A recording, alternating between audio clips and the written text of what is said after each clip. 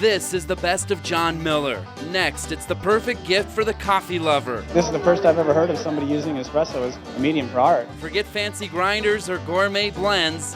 We show you highly caffeinated art. Also, we meet a painter who creates art with a brush and her dreams. The one over there with the birds landing on the lady, that was me in a dream. Birds were landing on me and... Then say hello to Lita Hall, the seniorest senior in one Treasure Valley community. And if you order breakfast for the restaurant guest, hold the eggs. Learn why this duck set up home at Red Robin. The best of John Miller starts now. Discover the lighter side of Northwest living as Idaho's News Channel 7 presents the best of John Miller. Hi again, everybody, and welcome to another episode. I'm David Augusto. Happy to have you here. Well, you know that little brown ring you get when you set your coffee on a napkin? You're about to meet a Seattle artist who let that simple accident spill into a great idea. I moved out here about my first winter here. Started drinking coffee. It was, in fact, a coworker's slightly spilt cup of joe. He basically made a coffee ring. That rang a bell in Eju-Kranz. He held it up and said, "Look, modern art." And as a joke, I sat down and I made him something that looked a lot like this. I put it in his cubicle, and being a sales guy, he looked at it and said, "You got to market this." So Eju started making coffee. 6 pots at a time. So you just keep boiling it down. He melted it into mud thickness. Motor oil, yeah. And he started staining stuff. You know, the want ads, in this case, it's the yellow pages. Always mindful of the people who put him on the mocha stain map. She brewed the coffee that made the coffee ring. Eju set out to paint the culture of coffee with coffee. I look at Starbucks because they're part of it. I look at a small mom and pop shack because they're part of it. I look at the person drinking it because, well, they're part of it. Wasn't long before Eju and his caffeinated creations were a part of it. All right, man, big time. It's gallery night. Yeah, it's gallery night. This is scary. A show right in the capital of coffee country. What do you think? I think he has some really good composition. With coffee, no less. With coffee. Who'd have thunk it? Not me. This is the first I've ever heard of somebody using espresso as a medium for art. It's not just for breakfast anymore. No, it's not. You're absolutely right. I think it's a pretty great idea. Born from a simple ring of spilled coffee. I think coffee's treated me well. I'll keep going with it. Right? The ideas are still percolating. Absolutely. Now, sometimes Eju adds watercolors to his coffee paintings, but he plans to go back to oil paint for his next series, not canola or vegetable oil, we hope. The bigger, the better. Don Oliver makes no bones about it, although he does make bones, and lots of them, carefully constructed into his own Jurasic jigsaw puzzle, which loomed very large over the camera of our John Miller. So how many do you have? Right now I've got probably close to 2 dozen. I would say about 9 different species. You see, Don Oliver started out with one species, the rocking horse species. And then decided, well, let's get into something a little bit more elaborate. And you know those little balsa wood dinosaur models? Well, if you're going to do something, you might as well do it large and outrageous. Yes, I take the smaller kits, the little balsa wood kits that they sell for the kids to put together, and then upscale as much as I possibly can. So I guess you just become a dinosaur freak by experience, huh? You get started with it, and it's like most little hobbies. Next thing you know, the hobby's taken over. Yeah. Taking over you and the backyard and the trees and everything. Yeah, it's a little different than pink flamingos. Don's flamingos are from days gone by, and as soon as he slams on the skull, This guy's ready to go on the hunt. with the velociraptor They have a nasty bite. and the stegosaurus and all the dinos that dominate the yard on Edward Street, Don Oliver's own Jurassic Parkway, if you will. My wife never gets flowers. But I've gotten all these dinosaurs. So far, she hasn't complained about it. Oh, I love it. So do the kids. They're cool. And prehistorically pristine, big, bad, And outrageous. And outrageous. They are cool. Now, Don's dinos are made from old scrap wood left over from his job as a carpenter, very resourceful.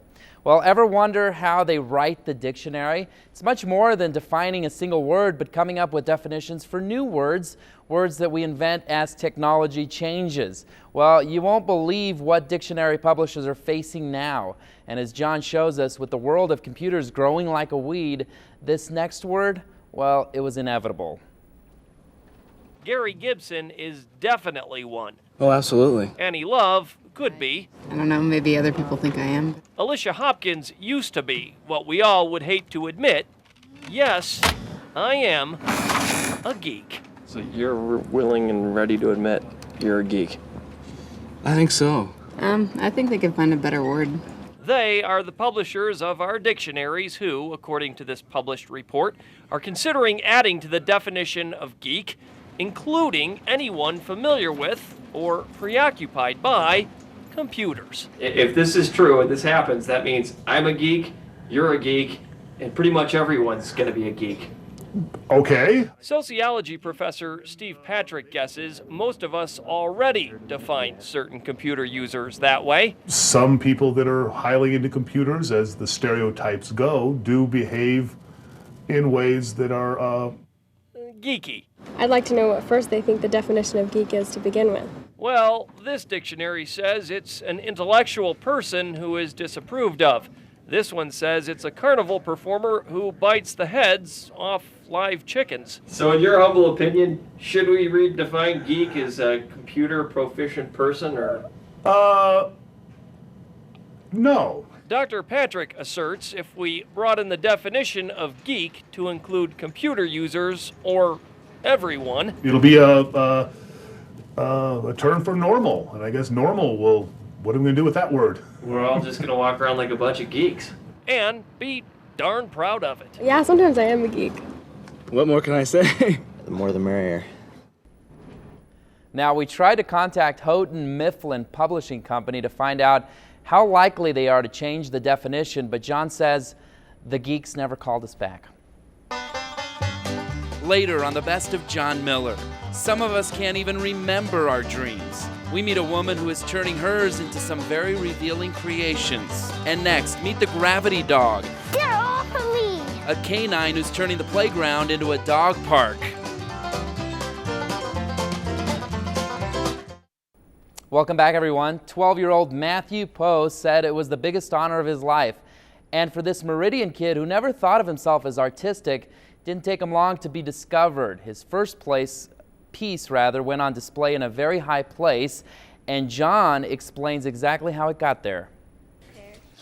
Understanding the challenge was easy for 12-year-old Matthew Poe. We were supposed to draw how art affects our world. The hard part was that until now, art had never affected Matthew's world at all. I didn't even think I was gonna win. But Matthew gave it some thought. How could art shape his world? It just popped into my head, so I just put it down on paper. My goal was to make the judges think that I wanted it to look like the earth was blooming. You used orange, you red? Kind of like a 12-year-old will bloom, given the right chance. The concept was beautiful behind this piece of artwork. Shannon Fawzy helped see Matthew and his classmates through the project. Even she couldn't imagine what would happen next. You know, he was one of 30 from throughout the United States. This doesn't happen every day. One of 32 kids, to be exact, whose work was chosen by VSA, a foundation that works to open the creative minds of people with disabilities. They selected Matthew's Rose as a part of this national exhibit. Here it is, hanging in a Senate office building in Washington, D.C. Is this pretty much the coolest thing that's ever happened to anything you've ever drawn in your whole life? Yeah. Maybe it's not a huge deal that Matthew's blind in his right eye. I've just gotten used to it. He's had to. Sometimes it's hard in a group of kids, and often being in a group of adults, to be a little different, you know. Now, Principal Byron Yankee and the entire student body are rallying around Matthew, selling licorice to pay his way to Washington. Thank you. Small price to put a classmate on top of the world. Well, I would thank them so much because I wouldn't be able to go without them, and it would make me so happy to go because it would be the biggest achievement of my life.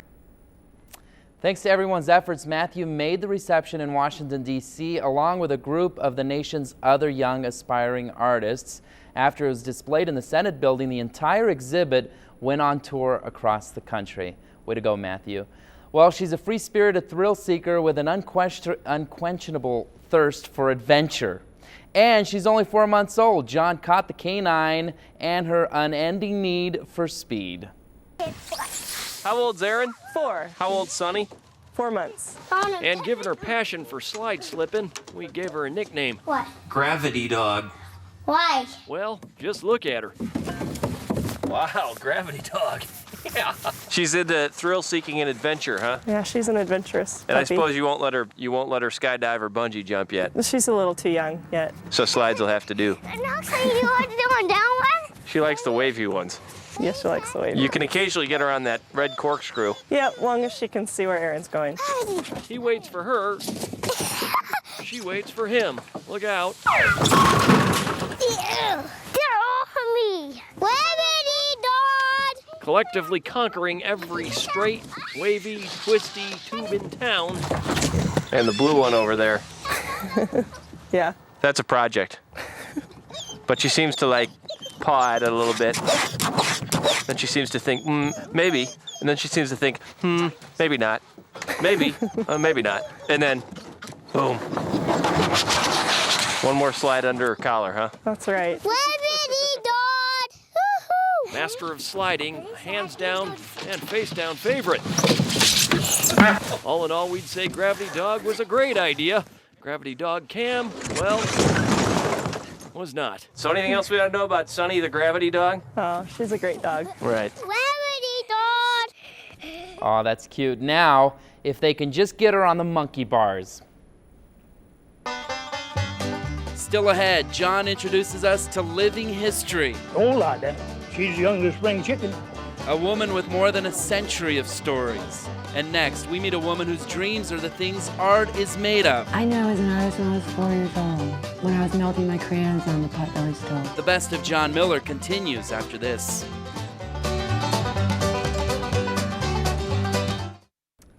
Welcome back, everyone. Our dreams carry mysteries and messages. Some people write them down and try to learn from their dreams, and that's exactly the goal of one local artist. John has her story. I knew I was an artist when I was 4 years old. 4 years old? When I was melting my crayons on the potbelly stove. That's the truth. Nowadays, Susan Running Fox Holliday's work is a lot more focused than melted crayons. So are her dreams. The one over there with the birds landing on the lady, that was me in a dream. Birds were landing on me and tattooing my arms with their little claws. So that one to me is about my commitment to art and surrendering. No, I can't be a computer programmer. No, I can't do that. I am an artist. Oh, I like this. I try to live by Native American tradition, and we pay attention to dreams. I'm told that they are messages from our ancestors in your personal language that can help you with your life. It is pretty deep. Oh, sure. That's Twilight Zone stuff, you know. Do. Oh, another airhead.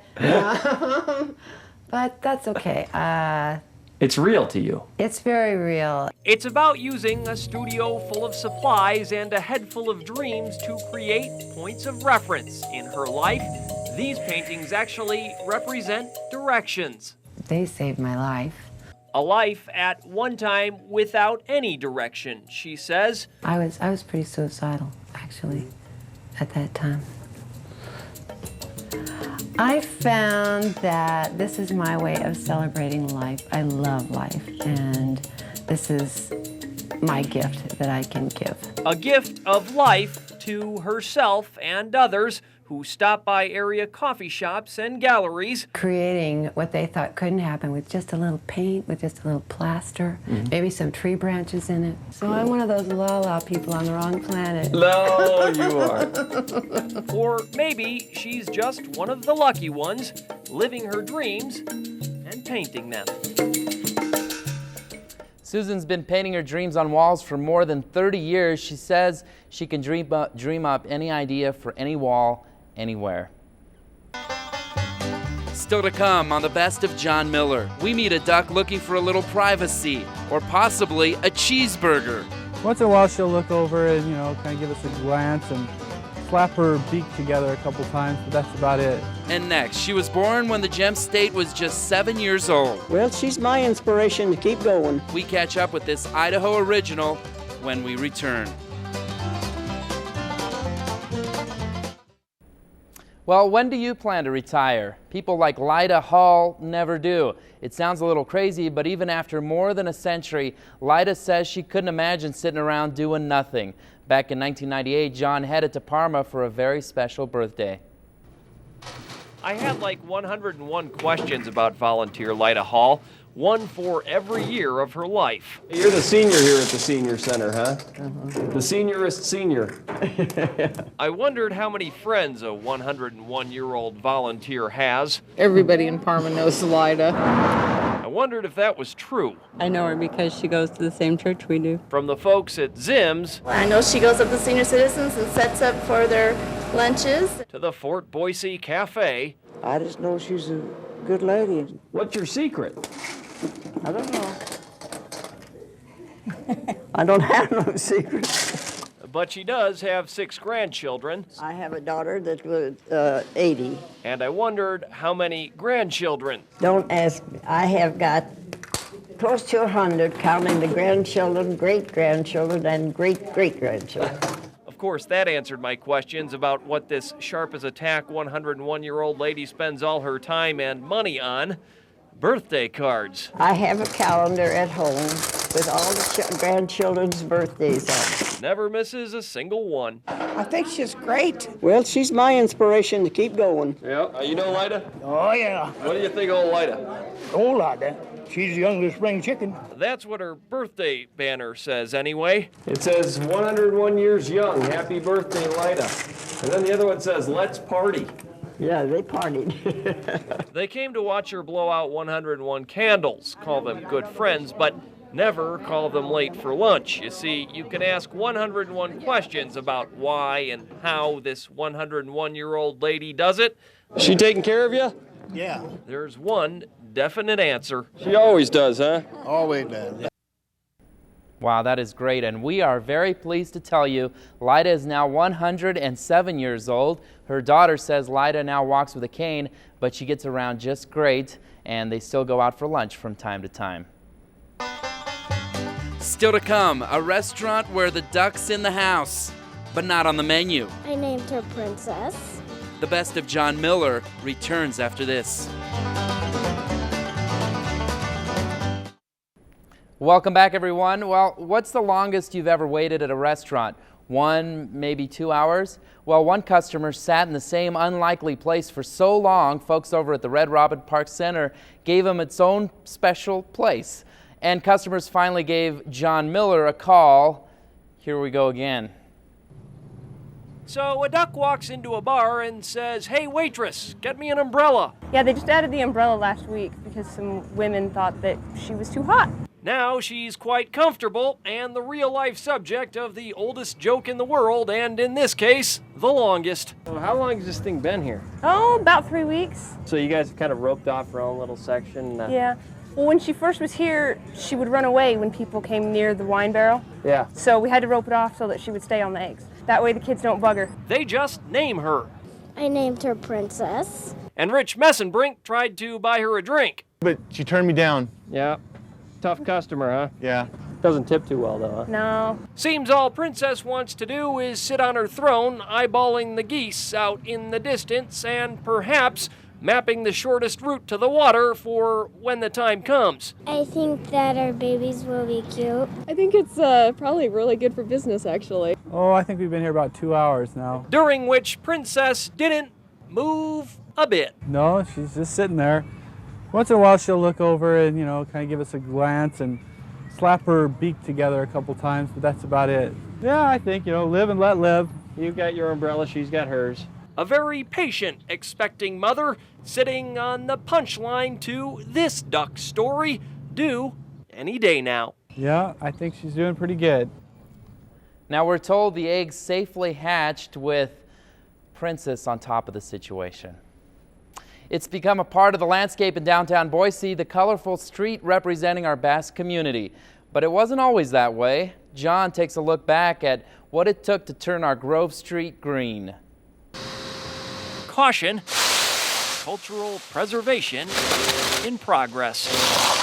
As crews shape and smooth this stretch of Grove Street, contractor Grant Green, no pun intended, points out why this is no ordinary avenue. We made it a willow green. Leaving Marcy Taylor 16 floors above to proclaim, I want a green road for my house. It looks real like a park. Yeah, we got to put a couple nets across here and we'll play a little tennis. It's sort of like a golf course, maybe. Oh, golf, there's you go. Right, but then we tell them what it's all about. It's the color that the Basque people chose to match their flag. Then they go, oh, yeah, Basque Heritage got it. Now it makes sense, yes. You bet it does. You agree with that? Oh, you bet. And then where it's blocked out, the diamond shapes will be a red concrete, and then there would be 2 areas that will be designated as major performing areas. So we think it'll be a real show place for the city. possibly the most colorful construction since that famous blue field.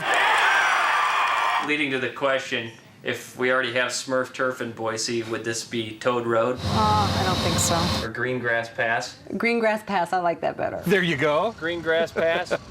Whatever you call it, Boise's Basques have paved their place downtown. Oh, this is great. You like it? I do like it. Yeah.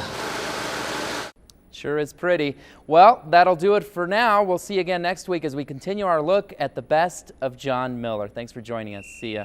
Cue up the banjo music.